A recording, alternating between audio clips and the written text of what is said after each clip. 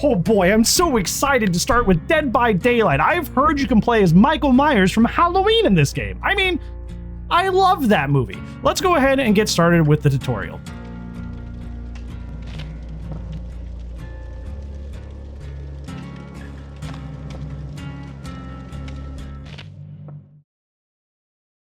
Okay, my first pop-up, my first lesson on how to play killer. Oh.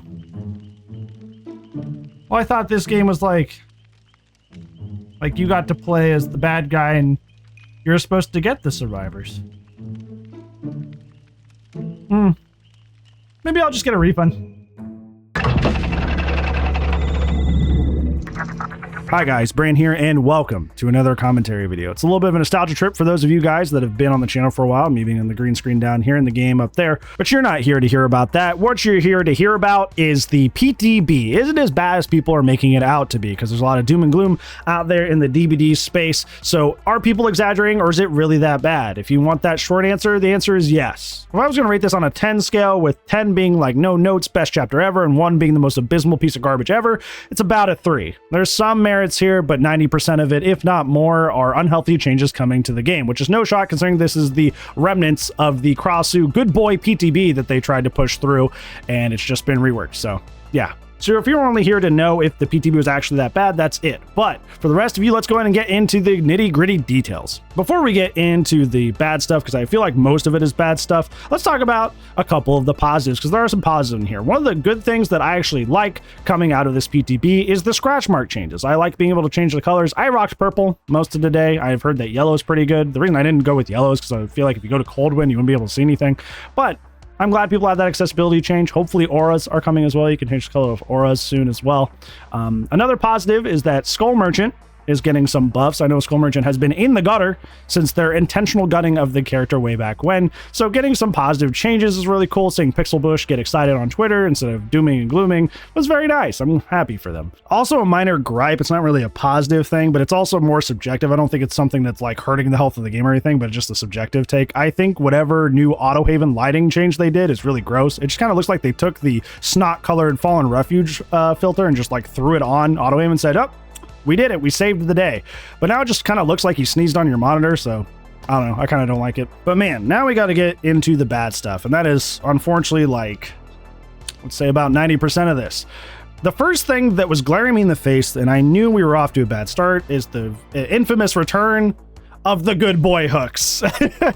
Remember back in the Krasu update where they tried to really roll out some really wild changes to discourage tunneling, to discourage camping. We had the good boy hooks. So on your little hook counter down at the left side of this screen, whenever you're not tunneling, it turns gold to let you know you're doing a good job. And when you're not, it turns red and scary and bad because you've been a bad boy. I feel like we should have learned our lesson from them, that was extremely patronizing and infantilizing to see a good boy or bad down at the bottom of the screen. But I guess we didn't learn our lesson from that now, did we? Now you may be asking, what do we even get for those golden good boy hooks? Basically nothing. Everything that was great from the previous Krasu version of this, where you had like the pop and the unique stuff that came with that, that has now been replaced with a little bit more blood points and Bloodlust 1. Not only is Bloodlust 1 basically useless, you also only get it for 15 seconds, which is not a long period of time. On top of that, to make things even worse, Behavior just kind of forgot that most characters break Bloodlust upon using their power in some way, shape, or form. Now, it's not nearly as black and white as people have made it out to be. Some characters, like Xenomorph, for example, actually can get some value out of this, because Xenomorph doesn't break Bloodlust unless they use a tail tech or they exit a control station. So they are allowed to get into a control station and still keep the bloodlust. However, other characters like Trap or Ghostface, the ones that arguably need it the most, are breaking it whenever they enter a shroud, whenever they put down a trap, and basically not getting any value out of this at all. It feels like, once again, Behavior did not think this out, because who realistically is going to benefit from this the most? C and D tier killers. Guess who has a lot of ways to immediately break bloodlust? These characters. Isn't that neat? I feel like this was just very like black and white thinking of like, hey, most S tier killers are movement characters, so they're immediately using their power after hooking. So clearly we've done the good thing by making it cancel bloodlust, right? No, it just affects everybody pervasively down the line. So cool. And in true behavior fashion, the Basekit buffs given to survivors are quite the opposite. They are far too much, even in their current form, that has been taken down a lot from the Karasu version of this. I forecasted correctly when I made my dev update video that the anti-tunnel changes would be used more aggressively than they were previously, and I was absolutely right. Today I had it being used more aggressively than I had ever seen it being used.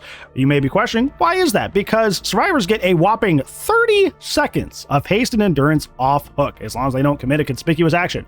30 seconds of endurance and haste off hook, and that's in tandem with the new elusive status effect. Once again, just like with the previous changes, there was just a lot that behavior did not take into account when putting through these changes. Hovering for saves or for sabos has never been stronger, as survivors that have the post-hook buffs can use them to hover better because they can use elusive to not see the scratch marks, to not be seen, to not be heard. And then even if they get caught out, they still have the haste, they still have the endurance, so it doesn't really matter that much. Sabos are much the same way, because until you actually touch the hook to begin the saboing, you can kind of play chicken with the killer all you want with your elusive, with your endurance, with your haste. And you may be thinking, well, the right answer for killer usually in those situations is to slug out the survivors if they're all hovering for saves or hooks. But oh, that's right, we put in Basekit Unbreakable, so that's pretty cool.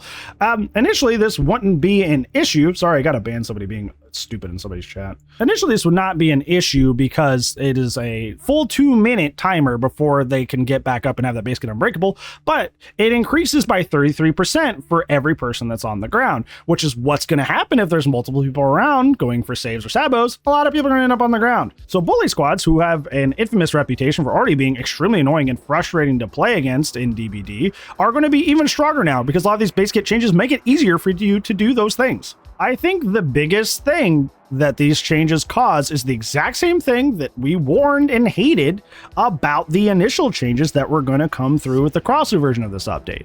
And that being that while this update is meant to target hard sluggers, hard tunnelers, people playing super sweaty, it's actually constantly shaming and pigeonholing everybody who plays killer, not just the people that play super intensely. This, regardless of what strategies that you use, will affect you 9 times out of 10 in most of your matches. I had plenty of situations today where I wasn't tunneling, wasn't excessively slugging, and I had to play around these new changes. There was one situation where I brought Hex Rune into a game, and this Yui had brought the Wicked Resurgence combo, but we'll get to that because that's also stupid. So she had hopped out of the basement and was going straight towards my totem that was near Shack, and I kind of had to play this weird game of chicken with her because I had to see if she would touch the totem to get rid of her conspicuous action and, you know, actually not have 5 layers of defense. But she realized that that was the case, so she just kind of like hovered near the totem but didn't actually go do it. So I had to play this game of like basketball. We were like waving our hands over her like, no, don't touch my ruin. And then I did eventually decide, okay, I'm spending too much time here trying to wave her off of my totem, so I guess I'll go chase her. And then she called out the totem to somebody else and they came in and cracked it. So like woohoo. I had the most common situation I had was, since the endurance and haste is 30 seconds, I would have people in like the last 10 seconds of it, like it's 20 seconds plus, run in to take a hit for their friend before leaving. And guess what? They're elusive. So once they take that hit, they're just like, just, you know, Looney Tunes poofed away. So that was cool. That was neat. That was the one that probably happened the most. The one that was like really annoying was I had to, you know, this happens a lot on the PTBs, is that most people just kind of like throw for flashlight saves, and there's a lot of flashlight squads. So there was one situation, I was chasing somebody out front of Gas Heaven, right in front of the little red Corvette, the car that's out there. And I was chasing somebody, and then the person that had just gotten off hook ran up with the flashlight save to get in position for the save. And I was like, okay, realistically, if I wasn't, you know, held down by the good boy rules, I would just go chase them. So I went and tried to chase them a little bit, and well, they have haste, so they're 110, so they're almost as fast as I am, and I'm like, okay, well, this isn't working. So I go back to chasing the other person, but since she's elusive and she still has the haste, she still has the endurance, she just continues to hang out nearby. So I don't know, I guess I just should have brought Lightborn or Forever Entwined Fire Up or whatever, because chasing away a saver for being out of position and playing the play super greedy is no, that would technically be tunneling, no. It was so annoying and frustrating, and I was not tunneling today. There was even a situation where I almost threw an entire game because there was a Jake that, you know, came off hook, had the endurance, had the elusive, had the haste, and they were running towards this gen. And I was like, okay, realistically, I should stop them from getting on this gen. This is the right play. But they were technically the last one who came off hook. And I was like, okay, I will leave him. Boy ends up doing 2 gens in that time that I'm chasing the rest of the team. and almost caused me to lose the match. So by leaving him, he ended up gaining a lot of snowball pressure on me that caused me to almost lose the game. And you know what? If I had just chased him down and got him out of the game because he was very blatantly running towards a gen in front of me, I would have been in a fine spot. And then we go back to that circle of like, well, just let him touch the gen. It's a conspicuous action. But he knows it's a conspicuous action, so he's not going to touch it until I actually, you know, leave. And if I actually try to chase him, he has the haste, he has the endurance, he's gonna have the upper hand on me. So it's like, it's a darn if you do, darn if you don't. The TLDR is I really wasn't tunneling today, and I was still being punished frequently by the anti-tunnel system, which means that the system still sucks. The system still is just a flat nerf to killer, and it is not doing its job at solely stopping people who only excessively slug, who only excessively tunnel. But I'm sure that's not a shock to you. It's almost like that's why we told them not to do this in the first place, because it just was a blanket effect that hit everybody. Whoa. And it gets worse. We're only talking about the Basekit changes right now. There's a lot of perk changes that came through with this. One of them, we'll start on the killer side, was just really weird. Furtive Chase caught a stray because they didn't want Furtive Chase's haste off of hooking the obsession to count with the bloodlust and make you super fast. So they changed Furtive Chase basically back to what it used to be, to a Terrarius shrinking perk, which was not very good, and honestly hurts that huge friends furtive combo that people like to run, which once again removes another fun killer option that was actually pretty decent. You cannot complain that killers only run triple quad slowdown if you continually over and over and over and over again just neuter every non-slowdown option that's actually decent. If there was a world where we had a bunch of A and B tier perks that were actually really solid but not OP, I guarantee most people would just run those. But what in the current state of perk design for killer and DBD, and honestly perks in general, to be honest, is either you're running the top 10 perks or you're running like seed tier or lower perks. That like you have gutted the sweet spot. The sweet spot for game balance in general is A or B tier. But you're like, no, S tier or C tier or lower. That's what we got. Those are your options. So you may be thinking, well, considering the fact that we nerfed a killer perk for synergizing with the new changes, clearly that happened on the survivor side, right? Are you kidding? Have you been paying attention? No, there are some giga buffs that have come through with the other side. Mainly Wicked. Wicked not only does what it used to do, where you can unhook yourself out of the basement, but you come off partially healed, which means you can stack it with Resurgence and literally come off hook instantly fully healed for free. I'm not kidding. I'm not exaggerating. If you bring Wicked and Resurgence into a game, you get hooked in basement, you come off hook, you are instantly fully healed. And that includes with haste, with endurance, with elusive. You imagine you get hooked in basement or in shack or main building, which shacks and main buildings are some of the strongest structures in the game of Dead by Daylight. So you're already at a great place to loop, and now you come off hook fully healed, and you're faster, and you have endurance, and you're elusive. Isn't that great? Isn't that awesome? Isn't that super fair mounts? Breakdown similarly got a buff that was pretty gross. The time is down to 90 seconds on the hook being gone, but now you have that increased heal speed of 100%. So now not only is Breakdown annoying and synergizes really well with the basic anti-tunnel and anti-slug changes, but now it also increases healing. It's not like healing was already OP with the uprising of stuff like botany knowledge, desperate measures, that sort of thing. But no, now you literally just come off hook insta healed if you run 2 perks. So yeah, now it's just Giga OP, I guess. We're just cool with that. Yeah, sure, whatever. Basically, I don't see you doing like anti-heal stuff with killers unless it's like Plague or maybe Legion, but even Legion's kind of struggling. I played a Legion game today and people stayed mostly healed. Ooh-wee. Also, really weird change. Pinhead just kind of like got nerfed into the dirt, which is really sad considering the fact that he's already a legacy killer. You can't get him in the store anymore. So the only people playing him are people that either paid a lot of money for a key or they had him already and are dedicated to the character. So basically, his chains no longer work on endurance at all. They said they made this change to prevent Pinhead from tunneling people off hook by just hooking them and then downing them and kind of circumventing the new anti-tunnel changes. But they, like I said, made it work on endurance, period. Have you played DBD? They hand out endurance states like candy. They hand them out like hotcakes.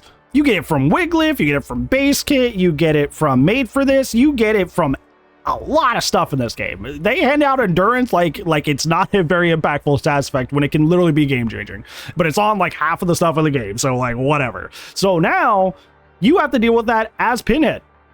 My friend Field Angel Reaper, bless his heart, he is the number one Pinhead ever, was trying to interrupt somebody solving the box in the PTB, but guess what? They had endurance. So guess what? His power didn't work.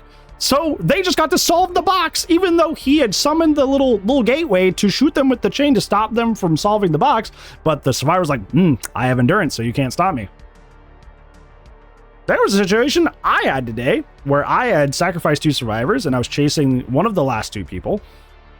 And I chasing down the second to last person, hooked them, and then I see the last person. I'm like, okay, great. 4K, right? I go in and chase them, and because it's within 30 seconds of the last time they got hooked, they still have endurance, they're still elusive, they still have haste. So I put out my little gateway. I go to use my power, and it just bounces off, and I'm like, what's happening? And I go, oh my god. You're it's within 30 seconds, so I just had to W her down and play an M1 killer as Pinhead. Pinhead, who has a relatively fun power, I just had to W her down as man with chain hand because she was invincible to my power. Oh, by the way, little fun fact, little tidbit for you.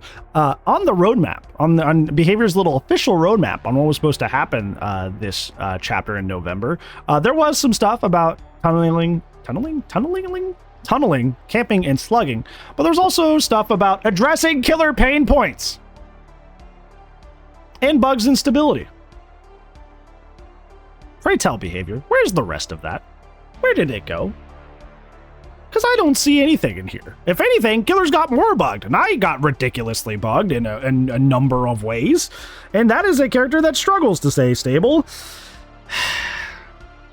Okay, so I basically don't have anything too incredibly nice to say after this. Most of this has been critiquing, but I have a lot of not very nice things to say, even though I'm going to try to phrase them in the best way that I can. So before we get to that part, I'm going to try to lead off on a good foot here and give something as constructive as I can give it to not only you guys as a suggestion, but also to Behavior. I feel like if you are so worried about the new player experience, which is like their big cited reason that they keep doing all this stuff, is they want the new players to actually stand a chance. By the way, why are we trying to entice new players into a game that is almost 10 years old? It's giving mad midlife crisis. Like, this game is in its twilight years and you're like, oh, we're new and fresh and hip. Everybody come hang out. How do you do, fellow kids? No, you have 9 years of people that are attached to the gameplay flow that you have created. You can't just gut it, make a different game. Anyways, it's not the point I'm trying to make. If you are so concerned about the new player experience and retaining those players, my advice to you is do what a lot of other games do and have a beginner queue. Have it limited by hours, by MMR, which is how it should work already, but it doesn't. In practice, for some reason, people with 20 hours go against people with 8,000. I don't know how that works. But these people should be only paired with beginners and maybe mix in some bots. I know a lot of other games do that too. They have it to where you only face bots for a while or have a mixture of bots and real players. But beginners should play with beginners or straight up robots. They should not be playing with other people who know how to play the game. And once they are ready, they can graduate from that mode and play with the rest of us. And if you want to put all the good boy restrictions on this other mode, go for it. It's not for us. It's for people to get kind of cozy with the game before they have to face the harsh reality of how it works. That's fine, but don't punish all of us because you're so greedy to keep the new players into the game. Oh man. Yeah, if you wanted a solution that would make everybody happy, just make a separate, either a separate queue or make it to where beginners are really hard forced to only play with each other or play with bots. Now we get to the not so nice stuff, and I'm going to try to be as cordial as I can because, quite frankly, I'm very unhappy. I'm very tired. I've been dealing with some sort of sickness that I don't know what it is. I'm grumpy. I'm tired, and I'm tired of this stuff. I really am. I last year, you guys know if you've been with the channel, I was singing Behavior's praises last year. I was like so genuinely happy that they were improving in a strong, meaningful way and really moving the game towards a balanced state. And then something changed. Something snapped in late 2024, moving into 2025, where it was just buggy patch after buggy patch after bad balance, buggy patch. And it just never stopped from that point on. And I could not be more disappointed. The point I want to get to, I had a situation today where my brain snapped because I was on the PTB. I was playing the Xenomorph, trying out the new Friends Furtive and see how it would work with the new Reduced Terriers version. And I downed two separate survivors relatively quickly at the beginning of the game. Quad DC, immediately. These survivors are playing in quite possibly the strongest version of Survivor that has existed in the game since like the first year or two of DBD. And they are still quitting at the slightest inconvenience. But for some reason, in that moment, it dawned on me. These are the kind of players you want continuing to play your game. These are the kind of players that you are trying to convince to stay. The people that hate the game, don't like the game, and just want everything to go their way or else I don't want to play. Can you imagine that if I was a kid out on the soccer field when my dad took me to Little League, like Little League Baseball or like my soccer league, and I was like, well, I lost and I didn't have a good time, so I'm not shaking your hand. Those are the kind of people you are endorsing and you want in your game. Because that's what these are really for. Because I talk to other Survivor mains. One of my closest homies that I appreciate so much in the streamer space, who doesn't only play DBD, Fangs, very great VTuber, very great streamer in general, says that she's embarrassed of all these super turbo Survivor buffs you guys are getting. Good Survivor mains who actually enjoy the game and understand the game don't want this stuff, and gosh, they don't need it. So who is this for? It's for these yahoos, these goobers, these morons who at the slightest inconvenience form NDC because, hey, maybe if you can't get tunneled, maybe you'll stay. No, Behavior, they're not going to stay no matter what. They're immature and childish. They're going to quit the moment anything doesn't go their way. There is no amount of buffs you can give them that will convince them to stay in the game. If they hate the game and they have an unhealthy relationship with the game, they're going to do that regardless. They could be the strongest they could possibly be, and they would still find a reason to complain. They would not be happy unless they just steamrolled every single match. If those are the kind of people that you are prioritizing, you said it yourself with the, oh, well, the main reason people say they quit is because of slugging, camping, and tunneling. If those are the main people that you're concerned with keeping in your game's going to die. If you're going to balance and change the game around and keeping people in the game that don't want to play it, your game's going to die because you can't stop them from quitting and DCing and being babies. You cannot. And if you are somehow convinced you can, that's a pipe dream. You cannot do that. And what you're going to do is this is just backwards. This is completely backwards. You have a player base of some people who've played for 9 years. I've played for 5 years that love your game. That absolutely love your game, who, like, I made a full guide for the Xenomorph. I want more people to play Xenomorph in your game. If you prioritize these yahoos who DC at the most minor conveniences over the people that are dedicated to your game will die. It will outright die. Because those people are just going to be as fleeting as they are in their matches as with their devotion to your game. And you know who's not? The people who are actually been playing your game for the past 5 to 9 years. Or whatever, 2, 3, 4, whatever, how long you've been playing. Those are the people that are going to stay. These yahoos are not. And that brings me to my final point. I've heard a lot today that I can't believe Behavior is this stupid. I can't believe Behavior can't listen. And I have to be honest, not only with you guys, but with Behavior themselves. This is not ignorance. This is purposeful. This is intentful. They are doing this on purpose. They are doing this on purpose.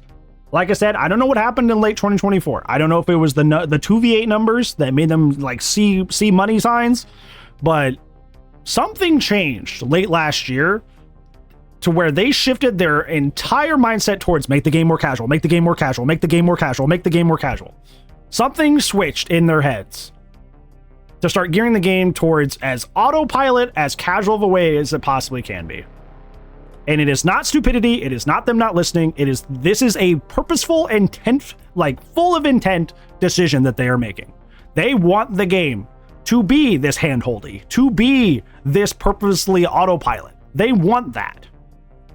Like I said, I don't know what it is. I don't know if it's 2v8 numbers or what, but something about them, something in their brains clicked and they said, this is going to be casual now.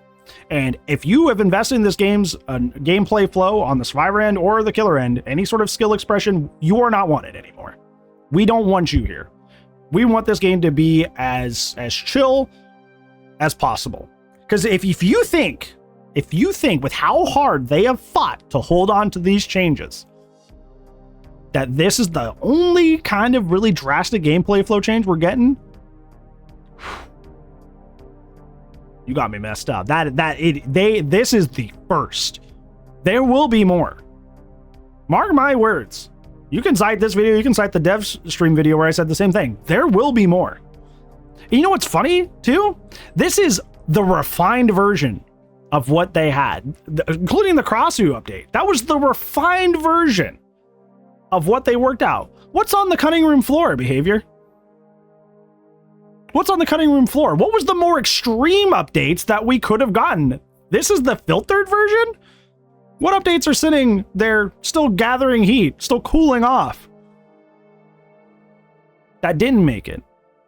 What's coming? Are you going to refurbish those?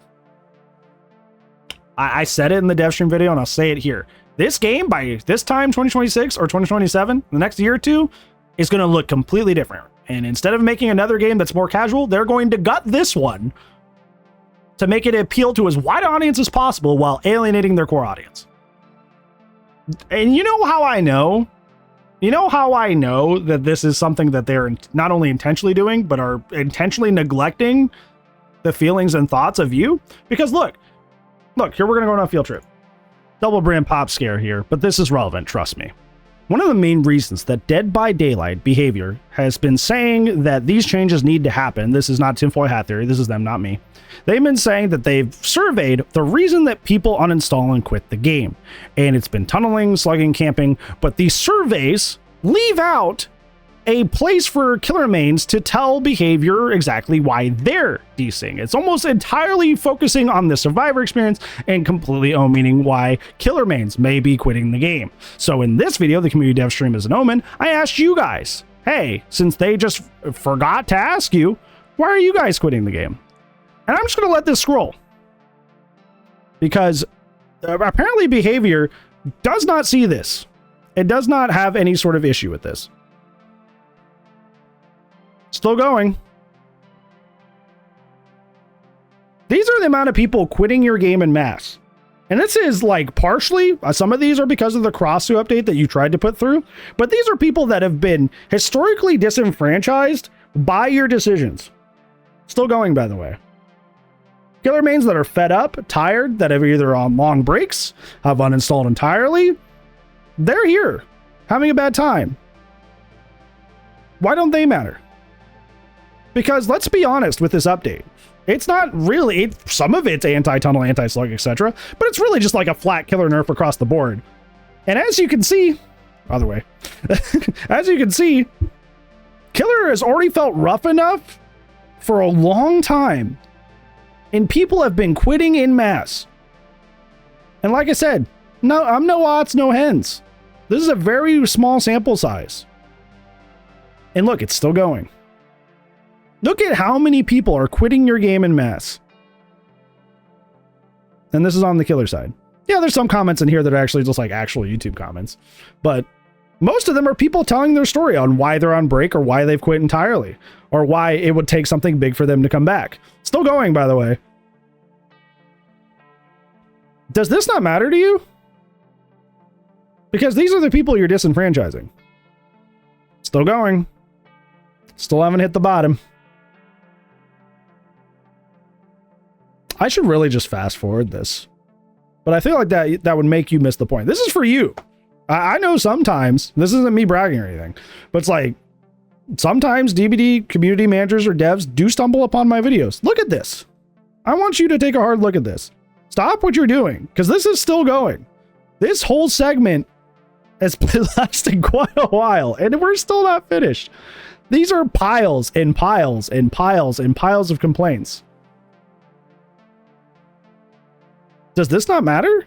Is this not something that's on your radar? Still going, by the way. How do you see all of this? All these people that used to play your game, used to love your game, gone. And you don't raise any alarms. If anything, a lot of these changes, because I read most of these, a lot of these changes you're putting through are agitating issues that these guys already quit the game over.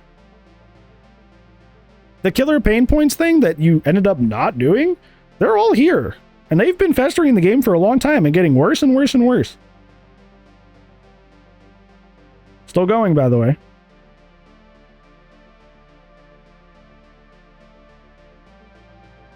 These people aren't quitting the game because they hate you or they're taking it personally or anything. They just genuinely had issues that drove them away from the game. Is this not a concern for you? Still going.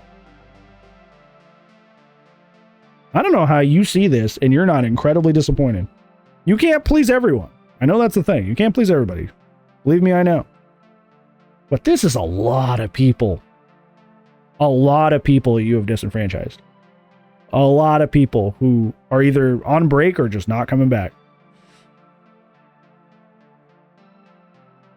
How are you okay with that? You know, matter of fact, let's keep the ball going. Let's keep the ball going. How about on this video, we start another one of these? Novel idea. Let's start another one. We'll be so loud and so obnoxious, they can't ignore it. Because apparently this didn't get to them. So apparently we need to keep doing it. Why did you quit DBD? If you're a killer main, why are you not playing DBD right now? Why are you on break? Why did you uninstall? Because apparently they're not concerned. So make your voice heard. Still going, by the way. Still going. If they're not concerned, make them concerned. If they're not worried, show them why they should be. Because if I was a dev for this game and I saw all this, my response would not be, nah, well, I guess they're just all a bunch of meanies or evil. That's what they said in the Skull Merchant thing, right? They said they were evil. You were evil if you slugged too much. Are all these guys meanies? Sorry, other side. Are all these guys meanies? Are they all super toxic and super sweaty? Every single one of them? It's a little bit of a coincidence if this many people are toxic and sweaty and intentionally mean, right? Be a weird coincidence. Still going, by the way. Okay, we finally hit the bottom. So, behavior. Ball's in your court. It's your game. If you want to kill your own game, go for it. I don't think that's what you want. I'm going to be honest. I don't think that's what you want. I genuinely think that whatever's going on behind the scenes right now, you guys think this is going to work. You think you're going to make the game super casual and then we're going to make a lot of money off skins and everything's going to be fine. I am here to very, very seriously tell you it's not going to work. And your game does not deserve to go out like this. So please look at all the reasons people are quitting in that video. Look down here in the comments below at all the people telling us now why they're quitting the game. And you don't have to be a killer main. It's just that those are the ones they're mostly ignoring. I had some ones on the last one that were like, yeah, I'm a survivor main. Even I quit. So put down below why you're quitting or taking a break. Because they need to see it. Because their idea of the game doesn't fit why you're quitting. Because they seem to think it's like, oh, if we just make it super casual and we make the new beginner experience fine, then, you know, everybody will play the game. Nope. Tell them why. Let them know. If they won't keep their finger on the pulse of the community, grab it and put it on the pulse. Let them know, because this is ridiculous. And I personally, from me to you, like I said, I'm tired. I'm tired now. It's late. I've been working very hard on other stuff that has kept me up.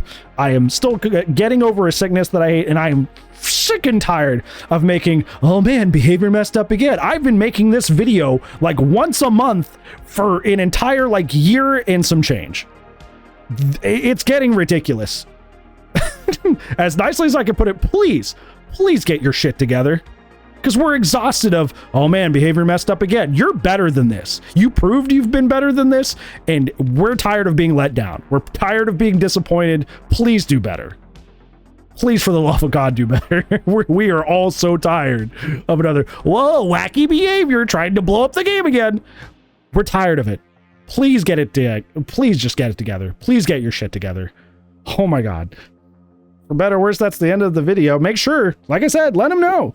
Let them have it down in the comments below, because they're not listening. So make sure they're listening. So yeah, that's about it. Hopefully you guys like that. If you like it, make sure you like and subscribe, because that's how I know I'm making content that you like to see. And hopefully this video made your day a little bit better today. If it didn't, I'll try to make your day better in the next video that you see. And if I don't see you there, I'll see you when I see you. Goodbye.